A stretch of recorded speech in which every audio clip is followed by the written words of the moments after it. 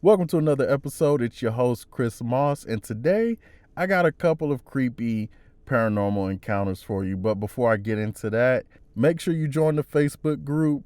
Follow me on Instagram, True Untold Nightmares.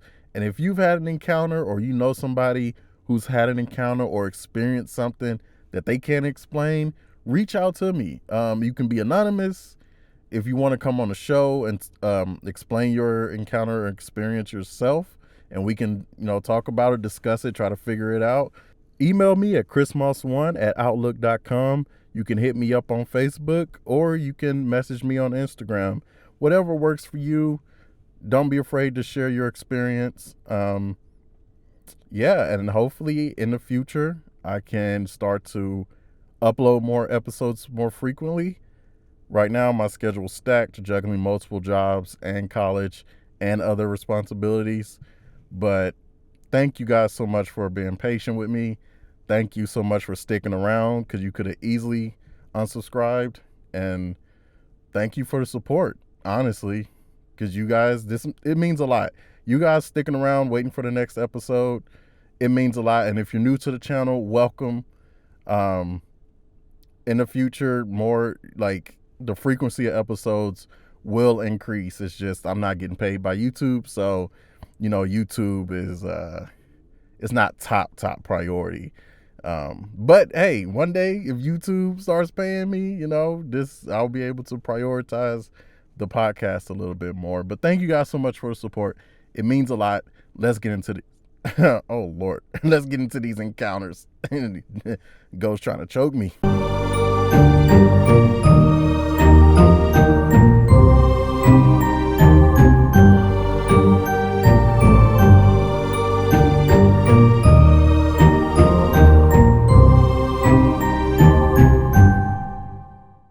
Let's kick things off with the shadow person encounter that I received from a woman who wishes to remain anonymous, but we'll call her Jasmine.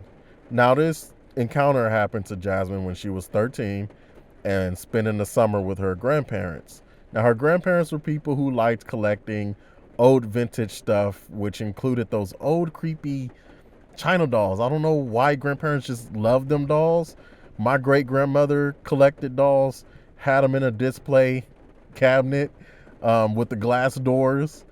Me and my cousin, unfortunately, we had the pleasure of spending the night in the living room with those dolls looking directly at us. They're creepy. I don't even know if they're worth anything today, but whatever. Grandparents, everybody have their fix.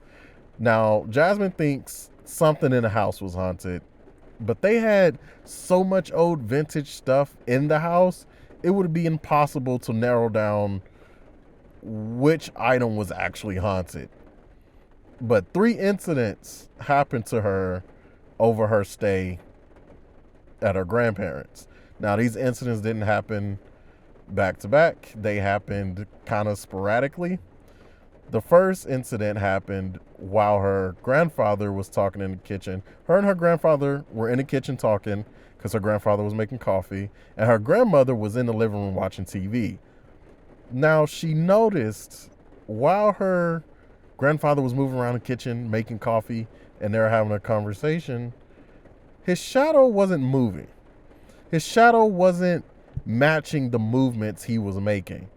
He would move to the left, walk over to the left to grab something, walk back over to the right.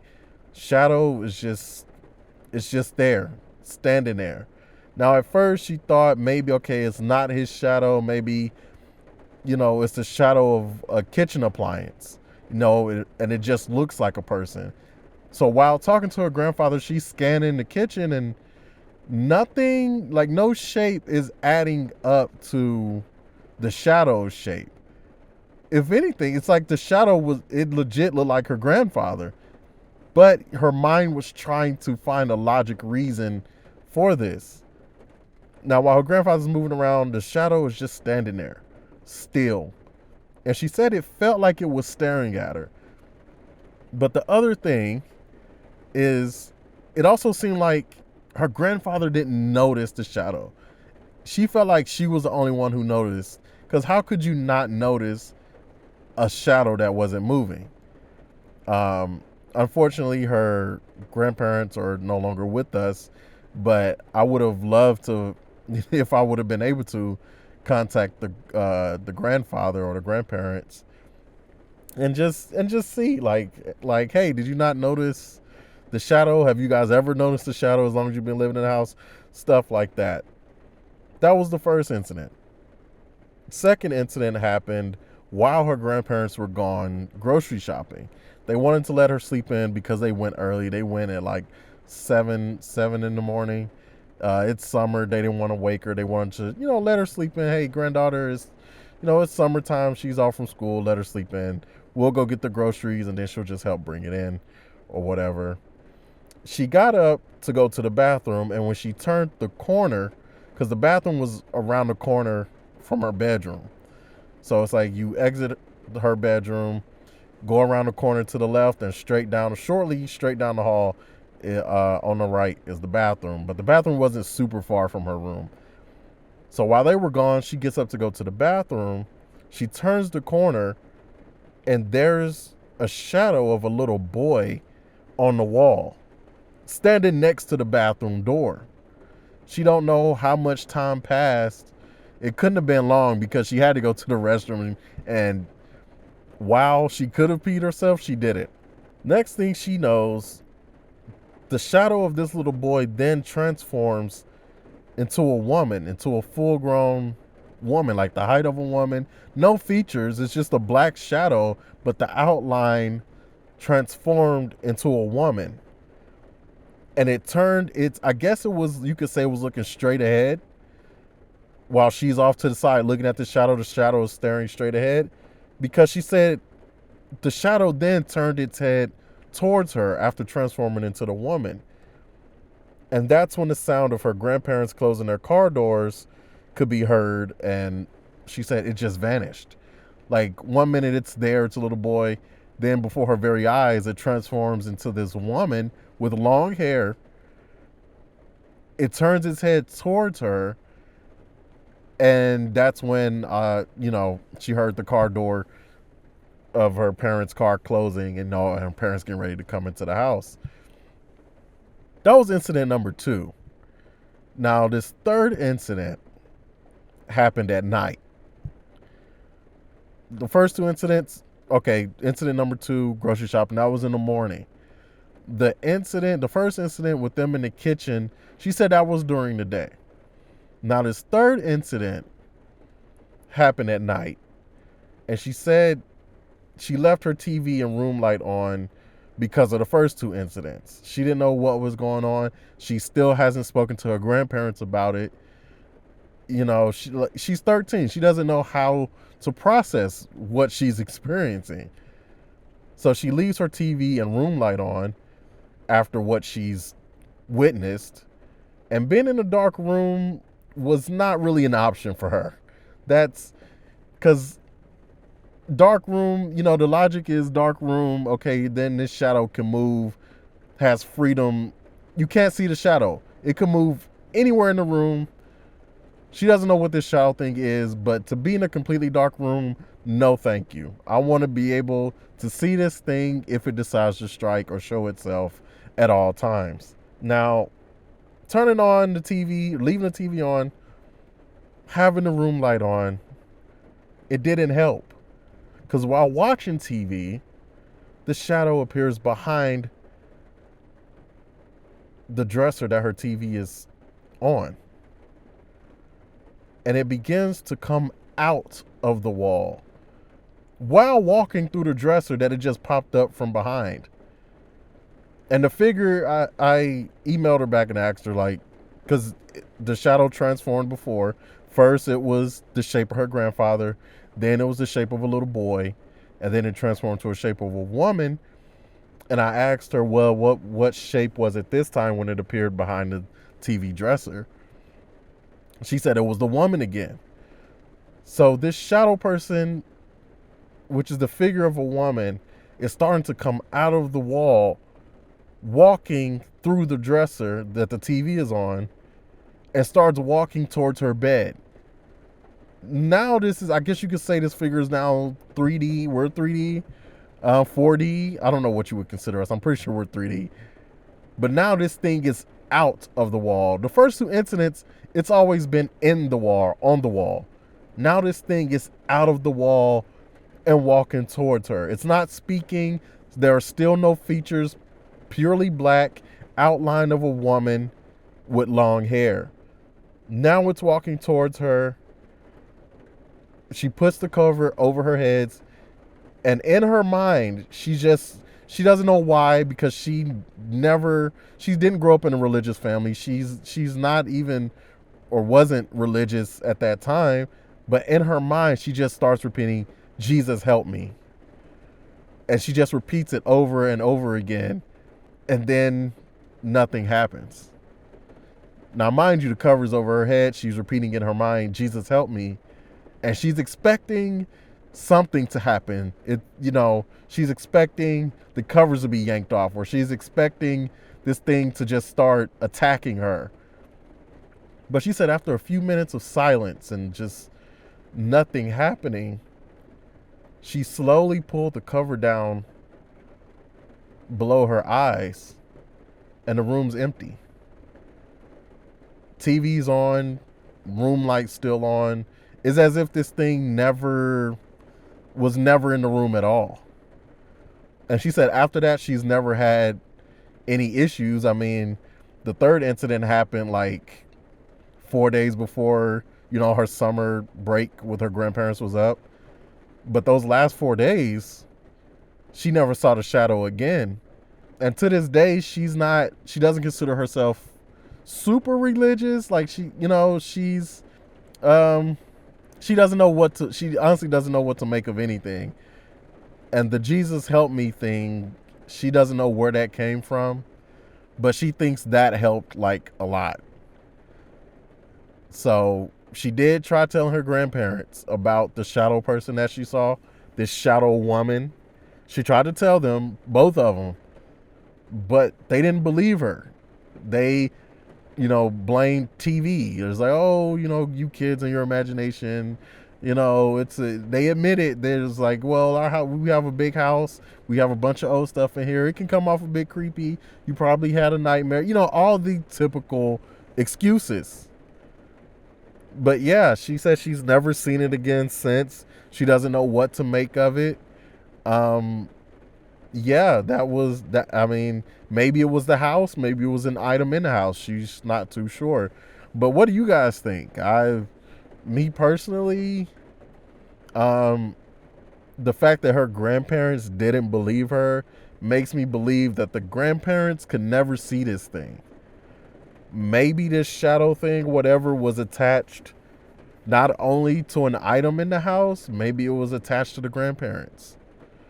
Maybe that's why the grandparents never saw it. Or maybe it just never targeted the grandparents. I don't know. Was it an item in the house? Was it the house itself? Or, I don't want to, seem, it could have been one of the grandparents themselves. But then if that's the case, wouldn't the shadow person thing go wherever the grandparents go? Like when the grandparents come and visit, the granddaughter, wherever they live, wouldn't the shadow person follow?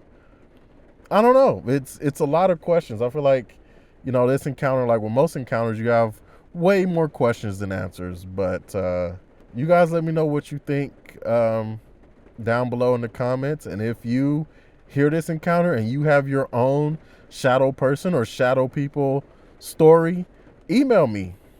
If you know anybody that's had an encounter with a shadow person, tell them to reach out, because the more people that share their encounters, maybe we can start, putting pieces of this puzzle together. Maybe we can start to figure out, okay, where are these shadow people coming from? Are they demons? Are they their own entity? Reach out to me. Let's try to figure this thing. Let's try to figure this thing out together. This next story is the imaginary friend that ended up being not so imaginary.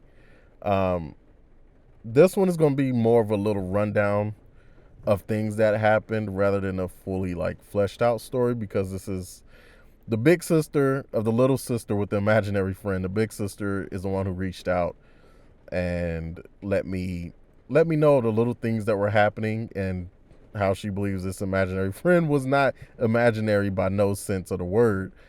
Now, I couldn't get anything from the little sister because the little sister doesn't even remember having an imaginary friend. So that's a dead end. Now that the little sister's much older, she doesn't recall any of that stuff. But we'll work with what we got, and we'll call the big sister Julia. And Julia said that things started off innocent with her little sister having an imaginary friend. Tea parties in the backyard, talking to her imaginary friend, running around. Hey, you can't sit there. He's sitting there. Typical kid imaginary friend stuff. Things started to get weird when things got moved around. She said, for example, she sat down a glass of water on the table, turned around and get a snack. Glass of water is now on top of the fridge. Little sister is too short for that. No way did she do that. Parents, adult sized parents, let's say, I don't know how tall her parents are. Dad's 6 foot. We'll say hypothetically, mom 5'6".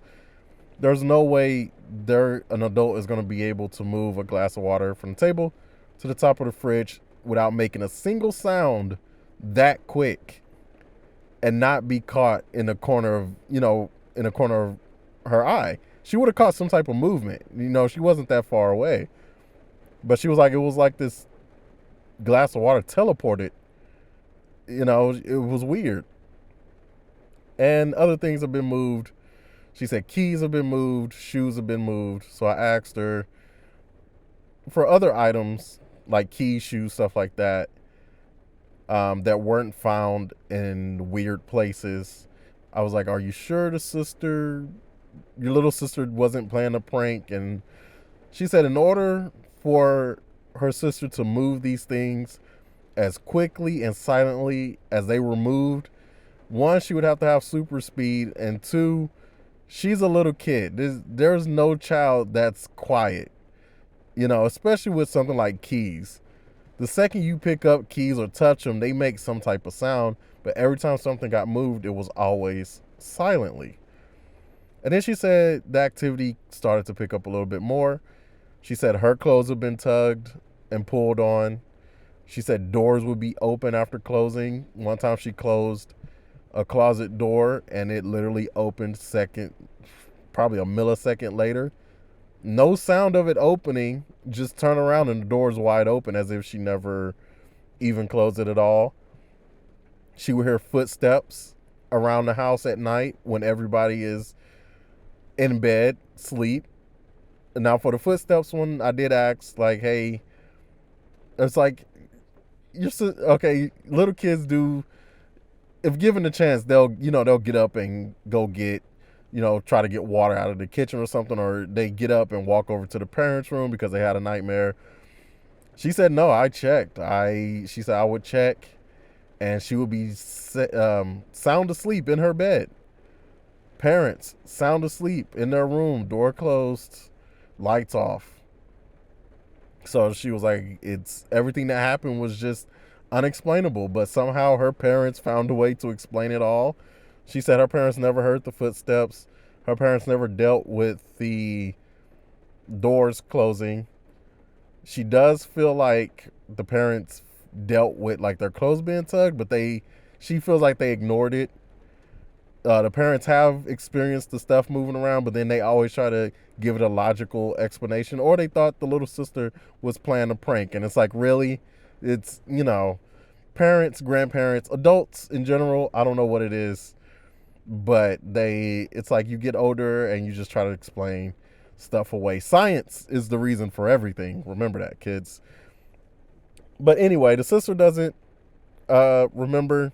The parents won't really acknowledge it, or they'll try to explain it away. So she just wanted to reach out and share her experience. And to this day, she doesn't know who the imaginary friend was, what the imaginary friend was. Yeah, it was the weirdest thing. Me personally, I think maybe the house was haunted, and it could have been poltergeist, or it could have been a ghost, just straight up ghost or poltergeist. Or what do you guys think? Let me know down in the comments below. This one, I ain't gonna lie, I'm stumped on this one too, because My mind goes to, yeah, like poltergeist, maybe ghost. I don't know. And the fact that she doesn't remember, I'm like, that doesn't help, because if the little sister did remember, maybe the little sister actually saw somebody. Like, we don't know. She doesn't remember. She doesn't have the memory. So now it's up for speculation. But let me know what you think down in the comments below. Now, this next story is my first vampire encounter. Well, I don't know if it's 100% a vampire, but we'll get to that by the end of the encounter. But for now, I will continue to call this my first vampire encounter on this show, and I'm excited about it. But let's get right into it. It takes place in New Orleans. It's three women. They're on a girls' trip to Mardi Gras, and they're at a party. And during the party, two of the girls go to the bathroom, and then this woman, she goes up to the bar to basically re-up on the drinks. And when she goes to the bar to order her drinks, she says she meets this very attractive man. She doesn't recall, and she says she honestly doesn't recall meeting someone as attractive as he was. Now, mind you, she was drinking, and she admitted that. She was like, I had a couple drinks, but she was like, honestly, even after a couple drinks, to this day, she said she hasn't seen anybody that, or met anybody that attractive. But while she was waiting on the drinks to be done, the man talking to her, flirting, wanted to take her to another party. Like, hey, let's get up out of here. And she said there was no red flags. I didn't get a creepy feeling. She said, I figured, hey, we're at Mardi Gras. We're on vacation. We're partying. He's, attractive guy at a bar. He's flirting. What? But I'm with my girls. Can't do that. Also, I may be tipsy, but I'm not about to leave with a stranger in a city I've never been before. That's just, some people do that. Not my cup of tea. Her words. But at the same time, she also felt compelled to say yes. And she was like, it wasn't the drinks. She was like, I don't know how to explain it. It's weird. It's like, one half of me was basically, like I just said, this is a man that I'm meeting in a city I've never been. Part of my brain is, it would be idiotic to go. But then a part of me was also was yearning to say yes. Like I don't know. She was saying the best way she could describe it was like hypnosis. It felt like hypnosis. And she feels bad because she feels like she doesn't want to come off as a liar. I'll put it that way, because she knows she's at a party drinking, but she swore to me that she's telling the truth, that it wasn't the drinks that was making her feel compelled to say yes, and it wasn't the drinks necessarily that made her view this man as super, super attractive. She genuinely felt that way. She felt compelled.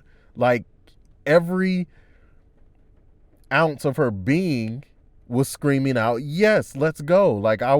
She was like, honestly, she said, honestly, if she wasn't with her two best friends, she more than likely probably would have gave in and just been like, okay, yeah, you know what, let's go to that other party.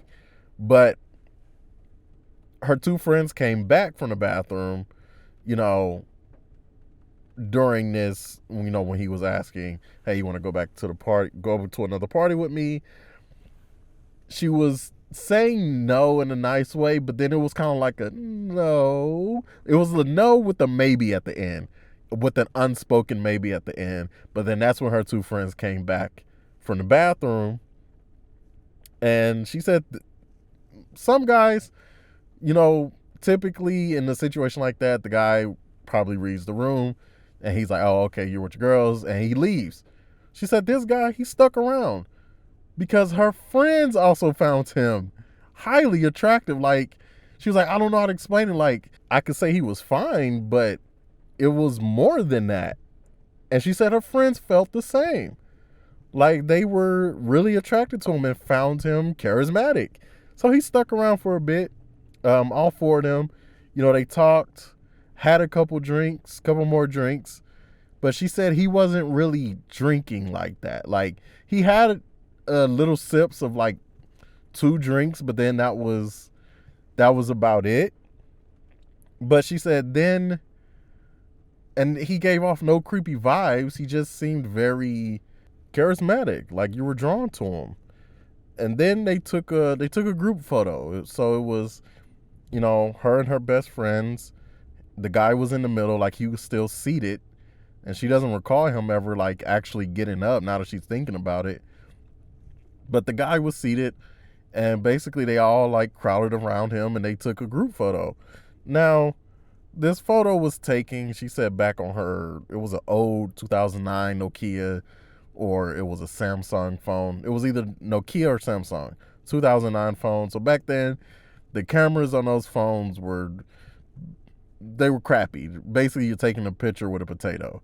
And she doesn't have the picture anymore. But she said that after they got back to the hotel after partying, they looked at the pictures and he wasn't in it. It was just them three. It was looking like 3 girls at a bar taking a picture with a stool. Like, where the man was, he wasn't in the picture. And she said it freaked all 3 of them out because they were trying to figure out, like, wait, was there a glitch? But there's like, cameras don't really glitch like that. Like, if it was a glitch or if it was something wrong with the camera itself, it wouldn't have affected just him. It's almost like because she said, honestly, even if she did still have the picture, nobody's going to believe her because it honestly just looks like 3 girls at a bar crowded around a stool and took a picture of the stool. You know what I mean? And an excuse they're coming up with was, hey, there was a guy there, but he's not there no more. Like, even with the picture, she said nobody was going to believe us. She was like, I don't know if he was a vampire or a ghost or, or the devil or what, but she's heard about vampires being in Louisiana, in New Orleans. She's heard about New Orleans being a very haunted spot or haunted city.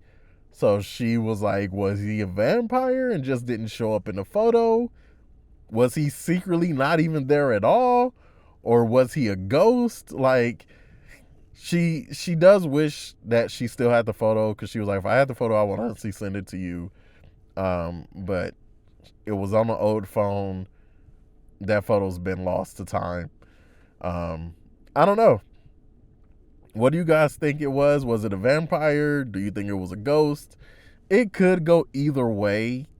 I would have to get more vampire stories, encounters, before I can kind of have a more solid theory. But for now, because I, haven't officially received a vampire encounter, I will call this my first vampire encounter. So I will say my theory is that, yes, that was a vampire. Highly attractive dude, charismatic, almost like a hypnotic draw or impulse to say yes to him. You know what I mean? Screams a little vampire vibes to me, because if it was a ghost, I don't know if that encounter would have lasted that long. Just saying. But hey, who knows? But if you had a vampire encounter, or if you know anybody that has had a vampire encounter, send them my way. I would love to hear your encounter. If you'd like to come on the show and share it, by all means. One thing I will never understand is why people play with Ouija boards. I mean, I do understand it for the non-believers, but I don't know. I just feel like even if you're a non-believer, A Ouija board just shouldn't even look appealing to use.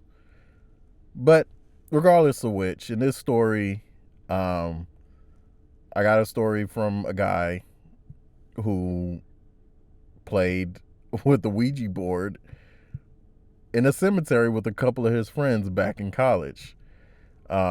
It's a short story. Basically, he said him and his idiot friends decided to play with a Ouija board in the cemetery.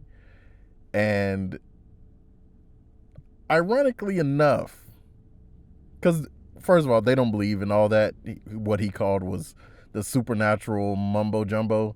You know, they didn't believe in it. Hey, we have a Ouija board. Hey, cemetery. Bet you won't do it. I ain't no punk. That type of thing. The fellas get together. It's like, all right, let's go. Thought it was funny. Thought it was cool. One of the guys brought his girlfriend, and she brought a friend. So, a bunch of college kids playing with a Ouija board in the cemetery. And it's something that he regrets doing. Because while playing it, nothing happens. Then they end the quote unquote session on the Ouija board, and they start to talk amongst themselves. And it's like, yeah, all right, we play with this enough. It's, let's go do something else. As he said, as soon as they ended the session, quote unquote session on the Ouija board, he said that they noticed that a black car with black windows and no headlights on appeared. Like it appeared out of nowhere. They just saw it because there's a driving path around the cemetery, for when cars come in during the day. He said this black car with black windows, no lights on the car whatsoever, appeared out of nowhere, and just it was slowly driving around the path at the cemetery. And he felt like, and it creeped them out, because it's like, okay, well, first of all, we didn't see a car come in through the front gate. And two, this car is not making a sound. No sound of the engine. This car has no headlights. You can't see in the car. And he said this car, it circled them. He said it's a little embarrassing to admit, but this car circled us more than twice. He said because we were all frozen. This car, and it just kept going. No sound, like not even the sound of tires on the gravel of the path. It's like this car was driving around, but it was just pure silent. And he doesn't know how long him and his friends were frozen for, but he said they left. They left immediately. They waited till it came around, and he said they waited till it was like a little further away, like on the opposite side of the cemetery, before it wraps back around and comes back towards them. He said him and his friends got up and booked it back to their own car. And he said they, even after getting in the car and starting up, their own car, the black car was now wrapping around, was now coming back towards them. And at this point, he said he swears that when they were pulling off to, go out of the front gate, he swears the black car was starting to pick up speed. But luckily nothing happened. They got out of the cemetery all right. But that black car, he said it was still there. Like when they were on the main road driving away from the cemetery, the black car was just still there. But it wasn't moving this time. It was now just facing them as if somebody was watching them leave. And it took them a couple days to muster up the courage to even go back to the cemetery.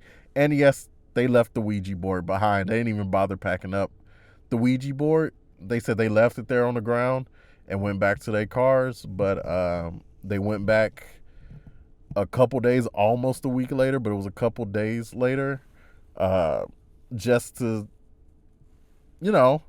just to see, like, hey, maybe did this car leave? Even though he said a couple days later. Why did we go back to look for tracks days later? That was an idiotic thing.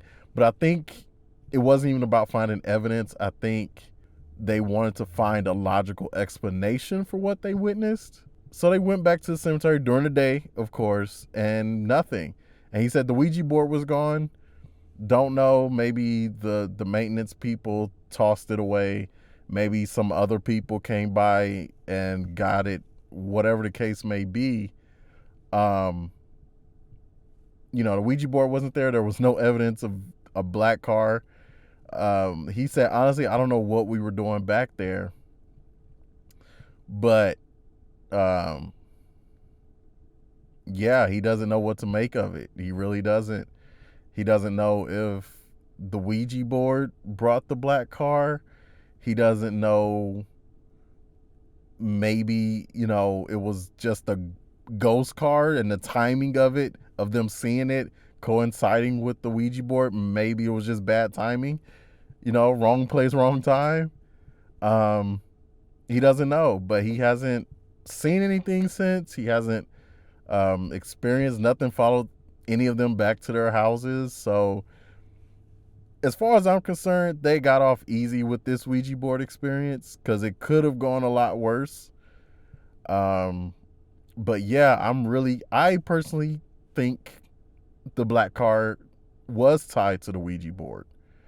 I think that they conjured something up, but then again, they ended the session. I don't know how Ouija boards work. I'm never going to find out how they work because I'm never going to mess with one. But from what I understand, once you end the session, that should be the end of it.